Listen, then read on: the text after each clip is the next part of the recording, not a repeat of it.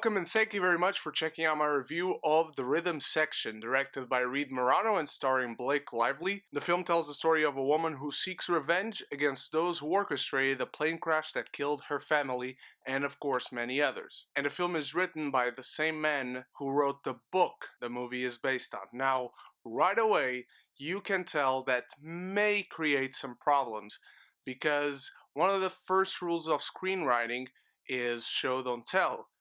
But when it comes to writing a book, telling is essentially what you have to do, and the film falls into that trap. Unfortunately, this didn't turn out so great of a movie. Not that it is awful, there are good things in this film. First of all, Blake Lively. I thought she did a great job portraying this character. Her performance is really good, almost a very transformative role.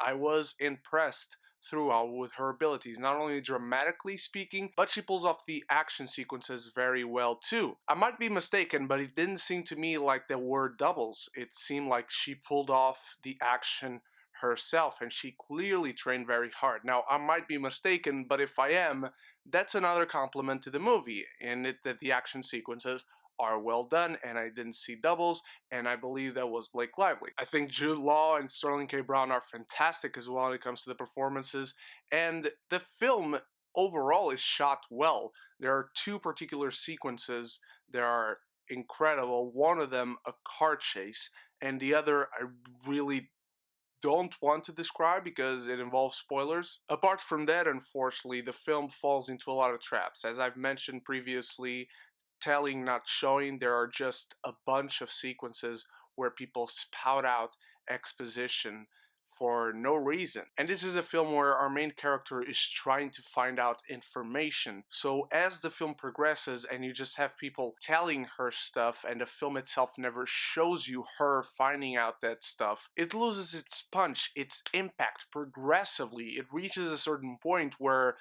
big reveals in this film feel like more, oh, did you know, curiosity moments, and they have no impact. At one point, she finds out this big piece of information, but she just tells this other person that she knew that for a while now. And as much as I liked Blake Lively herself, I unfortunately found it very hard to root for this character. For many reasons, one of them being that structurally, this film is very familiar and very cliched. Person who is looking for revenge against wrongdoers gets trained, she starts to kick a little bit of ass, and then she goes on a killing spree. In this film, that doesn't exactly happen.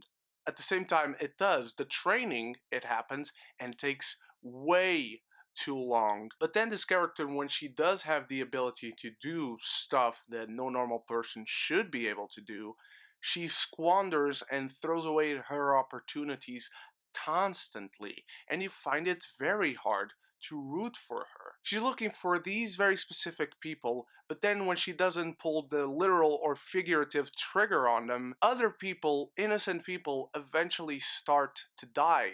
And it became very frustrating trying to root for her, because I just didn't get this character. She has one want, one need, but then she doesn't act upon that want and need. This character throughout the film goes against her motivation, the motivation that is driving the story, and it grew more and more frustrating throughout the film.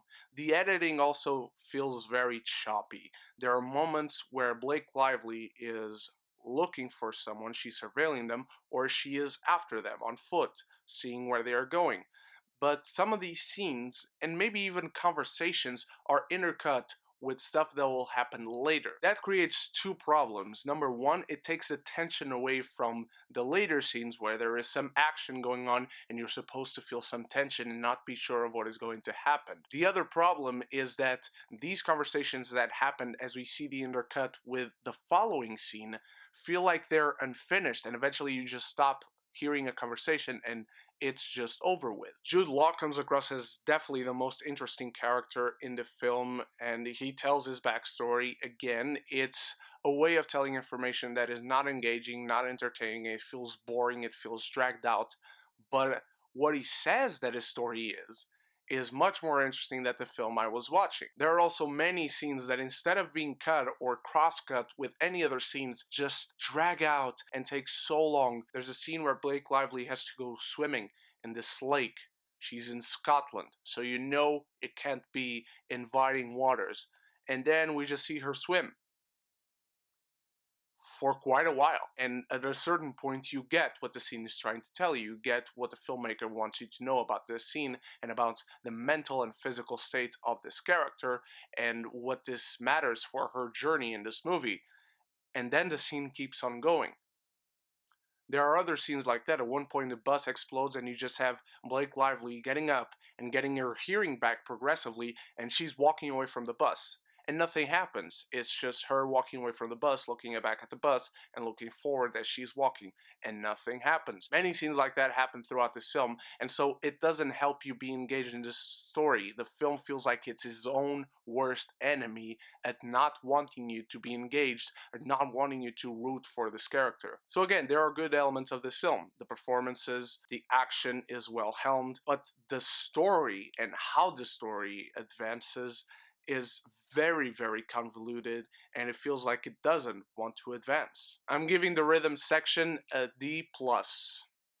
Now, what did you think of the rhythm section, my beautiful geekies? Let me know in the comments below. I hope you enjoy it. Let me know in the comments below if the book is good, if you have read it. And thank you so much for watching. You are the best. I'll be back soon with my review for Dolittle and many reviews this week, including Birds of Prey. I hope to see you there. And so until then, stay beautiful, stay geeky, and don't forget to subscribe and like, because it really helps me out. But most importantly, above everything else, forever and always, love each other and love the movies.